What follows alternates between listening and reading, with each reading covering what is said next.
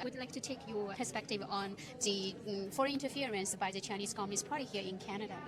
Sure. So I ran in the federal election 2021, and I had a fair amount of Chinese community in my riding. And through the door knocking, I met many of them. And I can say bluntly is they were scared to go out and vote. I'm scared. Yes. So I have been told by them that there was kind of an intervention even in Oakville, North Burlington.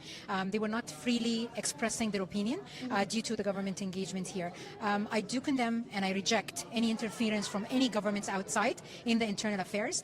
We have our sovereignty, we have our governance, we have our land, which should be protected by any means, and nobody is allowed to get in and make our people afraid to express their opinion. We have a freedom of speech, freedom of expression, and freedom of belief. Everyone is free in Canada to do that. Exactly, and we should stand firmly on our foot. Correct. And I would like to add that any insights come out from the government or the security of Canada addressing that matter should be addressed very seriously.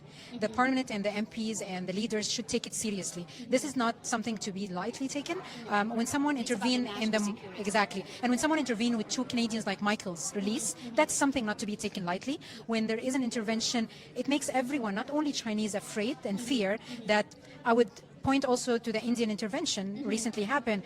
It is scary to feel you are not safe on your ground, on your land. Yeah, because, well, Michael Chong is MP. Yes. And his family were threatened. Exactly. And who knows, next one is not going to be you. Exactly. Well, only if you criticize the and CCP, stop that, then, yes. then your career is over, basically. Yes. But And that's not going to... And to be honest, no respectful country in the world can be opened to interventions outside. Right. Each country has its sovereignty, it has its stand, and that should be respected by all the parties. Exactly. And also, so what do you think some of the ways that we can correct or somewhat stop this foreign interference? Sure. So I guess we have a strong security system here by the government, and the problem is the government itself.